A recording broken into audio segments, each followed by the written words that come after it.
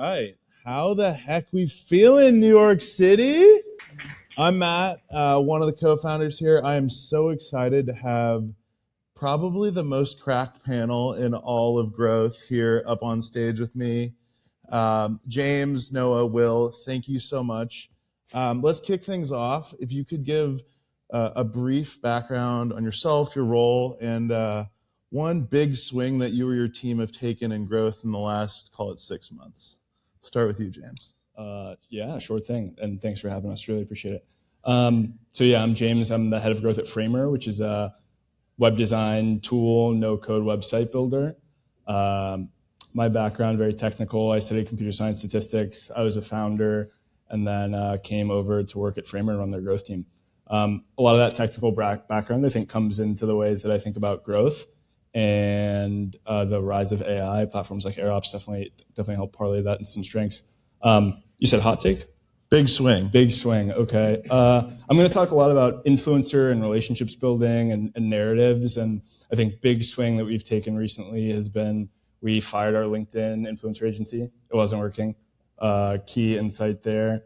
We're this prosumer design tool. So we can't just have people with big followings talk about our platform. So we had to think about it. We had to flip it on its head. We had to say, okay, well, who do we actually want to talk about us and how do we get them to talk about us? And doing cold outreach to people who have a big follower number wasn't doing it. So totally reinvented the wheel. We started to reach out to organic hand raisers, people who are already posting about us, and using product signals actually to identify people who are using certain parts of the platform, enriching that data to find out who has a big following, and then building relationships, encouraging them to post. And if you are following citation trends with LinkedIn Spark articles, Twitter articles, stuff like that, and how that relates to AEO, it was a big swing of ours in the last quarter. So, love it. Noah. Nice. Yeah. What's up, guys? My name's Noah Adelstein. I spent 3.5 years in the growth org at Rippling.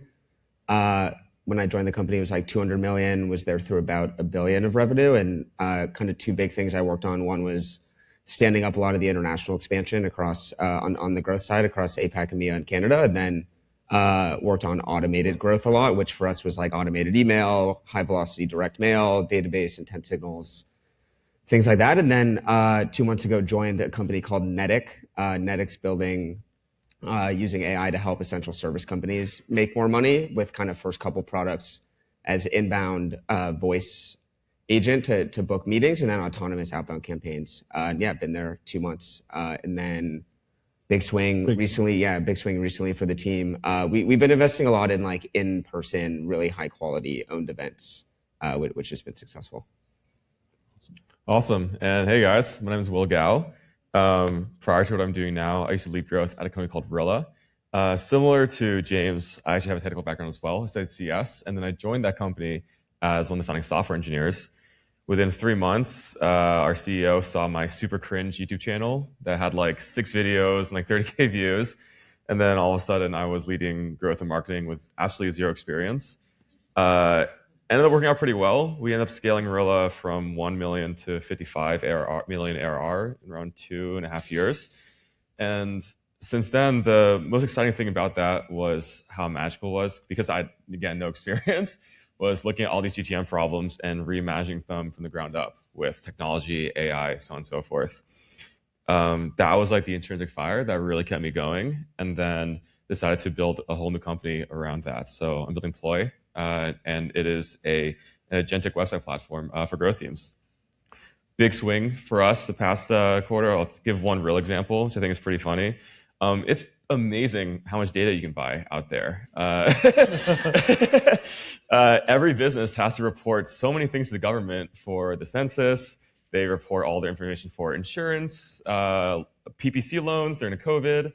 And at Rilla, we pretty much invest a good amount and pretty much mapped out every single business in the United States, and then took like an embedding model to look at their insurance data and their loan data and all this other stuff to pre-qualify them. And then we just pretty much like solved like prospecting for our sales team.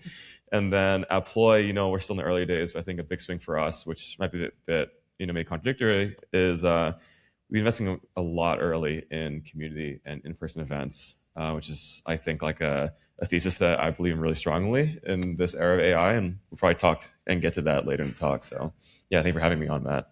Awesome. One thing I love about this panel and this audience is we really represent the spectrum of different stages of growth. Early stage 0 to 1 founding, Series B, really scaling the fire, all the way to pre-IPO and then experience at Meta. Let's take a step back for a second. I think would love to hear, what's the one thing that's changed most in growth for you and your teams really in the last 4 years? If you had to nail it down to the one thing that's been, night and day difference today versus call it 3 or 4 years ago, pre, widespread LLM adoption, what would that be? Yeah, I can take that one. The one thing is, like, I think every one person is just doing so much more now than ever before. So, at Rippling, when I joined, I was working on our automated email program, and, at Rippling, we were sending like 1 million cold emails a month. And when I joined, it was like, we had an engineer and a marketing ops person and 2 people in growth. And it was like this pod of 5 or 6 people running this whole engine. And by the time I left Rippling and, ended up working on the kind of automated email, the automated email stuff, again, it was like literally one person, running the entire engine, and kind of see that like across, like everything, just, one person can go do way, way, way, way more. I think the biggest thing for me in terms of like the core things that's changed is just like the demand and rate of innovation and experimentation. I mean, I think people talk about that a lot, but when you look out on the ground, and you look at like the onus that's placed on ICs to really drive the business forward, I think in the past we used to ship experiments on like 1 week, 2 week cycles or sprints, and then you'd all get together and like your stand up on Friday or Monday and look over the results. But kind of similar to what Noah's describing of the increased agency that people have with agents, Claude Code, of course, and all these other tools. I think we're not just seeing the need for people to be more self-sufficient in their growth experiments, but also ship them even on like a daily or like twice a week cadence. Awesome. Let's imagine you're joining where you are today. If you were going to stand up and AI first go to market function, what would that look like? Where would you get started? How would you sort of set the initial infrastructure? And maybe kind of give perspectives from either where you are now or in your previous role if you've moved recently. Yeah, that's a great question. I think that I would want to make sure that there is a very strong technical skill set on my team. And the reason I say that is I think a lot about systems building now. Every company has some API to pull in data, the agentic workflows make it so much easier to pull things in.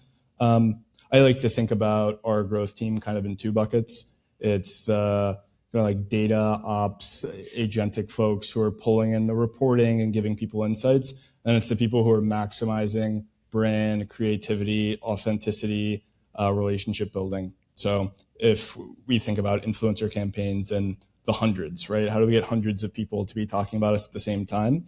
And how we can leverage technical skill sets to facilitate that's really important. But then how we actually have a human touch, right? And make this seem very genuine and forward thinking is super important as well. I think we saw that transformation at Framer for sure over the last 12, 18 months, where when I first joined, it was so much manual outreach to people and so many social platforms and different metrics and all of these things. And with the rise of AI and bringing more of like a data engineering lens to the team, the way that we're able to facilitate the less technical people and even encourage them with things like Cloud Cowork has just totally reshaped how we think about things. No, Series B, but a little kind of early stage Series B? Yeah, so I mean, I came from Rippling, which had this like, massive, sophisticated system, and every company in the world, needs payroll. And so you need like literally every business and all those people in your Salesforce instance, and Rippling was started pre-AI on all this stuff. And then at Netic, I joined, Series B, post product market fit, had like Adio as our CRM and like literally no other go-to-market tools whatsoever. And so really like building it all, from the bottoms up. Now I think I think there's like a couple things. One is like, I think if you're early and, and you're still figuring out like growth motions and all that good stuff, then there's a tendency to like over automate when you shouldn't. And actually it's like, go find the things that work, do it very manually, go gather a bunch of context. Like we have SDRs that are learning every single day that we're feeding into this kind of like underlying brain. And it's actually like a lot more manual upfront. But the thing that really matters that we're focused on is just getting like the underlying data systems very, very right upfront and like capturing all of the context that we can so that we can, you know, look back in hindsight at all the things we're doing and learning and then just like go build on top of it over time. Will, 0 to 1. 0 to 1, I think, is actually a lot more simpler because you're literally starting from scratch, and you know you get to just say like, yeah, we're gonna be AI native from day 0. Everything, even like our lifecycle campaigns, are complete AI driven. It's like a self loop that we just check in on, make sure you're doing well. Although something that I think would probably be more relevant to people here is, I think what a lot of people underestimate is the challenge of like internal alignment and org structure when trying to do these AI transformations. We saw this a lot, actually, you know, at my last company, Rilla, where we would partner with essential service companies, very, very large HVAC, electrical, plumbing brands. I actually think one of them might be in the crowd here, ARS or somewhere here. But before, you know, launching this like big like AI transformation, I think the most important thing is to have buy-in internally from leadership, from your stakeholders, and also from like your ground team. Oftentimes, the people making decisions of what tools to adopt are a bit removed from people using it in their day-to-day. And I think it's so important that you do the pre-work necessary to get everyone on the same page and really align on the why and the North Star of why you know, what it's going to bring to you and your paycheck to set yourself up for success in this. And then what really helps people in navigating transitions is also finding great vendors to partner with who have seen a thing or two from working with other, you know, companies and can help you with that transformation. So I think AirOps does a great job at this. It doesn't have to be tech vendors too. I know agencies can also be like a great partner with motions like this. You know, Ty Magnan from Animals, somewhere in the crowd, he's done a really great job of building like a very AI native content agency. And so find those style leaders who have seen these roll out and can share learnings and failures with you on what's worked and failed. Can help you shortcut a lot of that early trial and error when you're embarking on this journey. Love that. Now imagine kind of building on a bit. There's a lot of folks from Fortune 500, much larger companies, maybe had more restrictive or might still have restrictive policies around AI. Let's say you're dropped into one of those and asked to build a modern go-to-market. You can define that any way you want. What's your first move? How are you accelerating the ship, so to speak? We had this really interesting experience recently where we hired someone who's like 21, still in college, kind of fresh out of college. And this is the most AI-pilled person I've ever met. And this person has no concept of right and wrong and what to do and what not to do. They just have this first instinct of every problem that I want to solve, I'm going to try to use AI to do it. So if I was a Fortune 500 company and I was sitting in a seat where I wanted to help an organization, my organization, unblock with AI, I would do two things. I would, one, do whatever it takes to enable AI usage, whatever blockers need to come down, whatever I need to do to enable my team to use Claude Code, connect things, whatever it is, I'd make those things happen. And then I would hire a really strong AI forward internal champion. Probably not a 21-year-old who's in college, probably someone who has a couple years of experience, but has some experience actually using AI for growth or for whatever function it is, and just give them the resources to go and make that happen. I think that's one of the things we talk about, like stakeholder alignment and things like that. There's even this whole concept that companies have of like token maxing. How do I just like get everybody to use as many tokens as possible? Yeah, I think that the best thing that you can do is find the right talent and then take all the barriers away and let them build. Yeah, two things I'd add to that. I think all of that's right. Number one, I would actually like just look internally for somebody to potentially be that person. You know, I think like Fortune, 500 company probably has somebody who's using AI and is smart and has like a lot of the business context to know where there's a lot of value to be added. And then the second thing I would do is I would put that person directly under somebody in the C-suite. And the reason I would do that is because, as these companies get bigger, you just have so much that kind of gets lost in translation, and people get blocked and all these things. And I think the companies I've seen, and like Vanta and Ramp are just two examples that I think are doing this very well. Like they're just putting these really kind of like cracked, GTM engineers directly under the C-suite, and I think that just like allows them to move way faster and get past all the blockers. And you have some C-suites that'll say, oh, it's like not my problem, like let somebody on my team deal with this stuff. But I think like you really have to be deep and involved to move more quickly there. All right, let's talk team. Who is your number two? How did you find them? And how did you know they were the one? Oh man, I think my number two nowadays is Cloud Code. Must have a heartbeat. No, I think I actually, so my number two is starting in just in 3 weeks. But it's actually identical to the exact profile that James described, where this is a 21-year-old, just graduated college, extremely AI pilled. And another thing, I think there's I feel like capitalism as a concept has just penetrated like younger and younger generations as years have gone by. And I think there's a whole wave of these hustlers who have like built like internet, like digital businesses in middle school and high school. And he's one of those where he has like a GTM consulting arm that he's been doing since like 2020. He stood up a home services business that is cleaning in LA that's doing like 20K a month in revenue. And it's all powered by a combination of AI agents and virtual assistants in the Philippines. It's like, how did you even learn this? I was like playing video games when I was your age. So I think having those like very execution-minded people who just take AI and run with it has been kind of having to think about like the number two. No? Still looking for the number two since just got started at Netic, but I think there were probably like three, and I mean, we're earlier stage, but I think there are like 3 roles in B2B that like every company should probably be looking to bring in early on. One is like go-to-market engineer, that's technical and can own a lot of the underlying systems. One is a growth person that's like very focused on moving the number, to go drive more revenue. And then the third is somebody that like I sort of refer to as like a hype builder.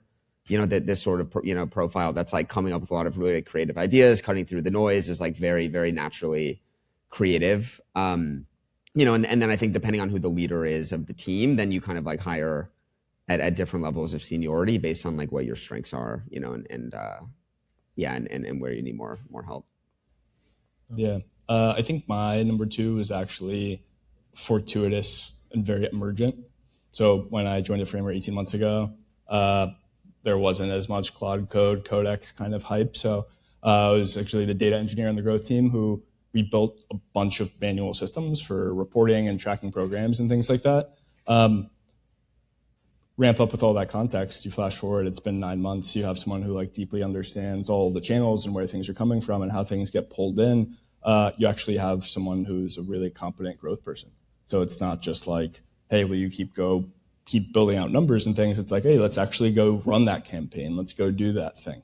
And because I'm a very analytical person, I think for me, the complementary skill set of someone who's also very technical makes it very easy for me to be like, okay, can we go build this thing? Can we go do this thing? The other thing that I'll say though is number two in a totally different sense. Need someone who's just in charge of creative, like creative. You got to stick out. You have to make interesting content. You have to make brand forward content. And my brain doesn't think that way as much as it does in the data and the numbers and the Cloud Code. So having that skill set of, okay, we do want to go execute on a campaign. Now, what can we do to stand out? I think it's been super important for our team and growth motion. So we heard from an awesome panel of CMOs right before this, some of the characteristics they look for in their team. Let's flip the script on them. What are some qualities you would love to see in a CMO, either joining your organization or that you might report to? Yeah, I am pretty much going to echo what Noah said in his previous answer. I think that the CMO that I would most want to work with would help with two things. One is unblocking whatever it took for AI adoption. We need tokens, we need credits, we need to connect data sources, whatever it is, and was really a champion for that. And then the second piece, and this will go back to my previous answer, I think where I would get most value as somebody with more of a technical builder system skill set is a CMO who has super strong opinions building brand and thinking about what sticks out and what doesn't stick out. So yeah. Yeah, I think there's a lot of content out that at least I've seen about, like, is the CMO dead? And the thing that I'll sort of always say is like, I think one of the challenges of being in a CMO role, at least, from my purview, is like the tactics and how you actually do, like really amazing go to market has changed so much in the last 3 years. And so a lot of the people who are now in these like sort of CMO roles, and this is obviously a generalization, but a lot of them were not building when the tactics looked the way that they did today. And so it removes them from how to actually go do this stuff like really effectively. I think like the big things I probably would like look for in CMO that I was working with is like, one, like able to get very deep into the details. At Netic, so Rippling basically CMO Brandon went over to Netic to be COO, and then I followed him over, and he was at Rippling, he was managing like a 200-person org. And now at Netic, he's back in the trenches, building, creating things in Replit, like very, very deep in the details, which is obviously a trait I respect and admire a lot. But I think it's also just like super important to be able to stay fresh with like what's actually happening, every single day. And then I think the second thing is just to be very, very good at something that like I'm probably not as good at, that the business needs, whether that's brand or or anything else. I think I would look for someone who like +1 to what James and Noah said. But I think it's, in terms of going to the weeds, I would want to see a CMO who's also really leaning into like the AI tooling and also being AI pilled, as we keep saying. It's not just about them understanding like what's going on in the channels, but I think once you're actually in this world where the cost of experimentation, execution, and just the leverage you have has fundamentally changed, it also completely like unburdens almost like your creativity of like what's possible in this day and age. And I think especially for someone who's like setting the strategy, setting the vision, it's important for them to kind of like change their mindset around these new unit economics of like cost and benefit to find the new through line that's going to really move the business forward. And the second thing too is kind of more cultural. Is I think it's important for leaders, especially nowadays, to really be unafraid and embrace failure for their team and for the culture.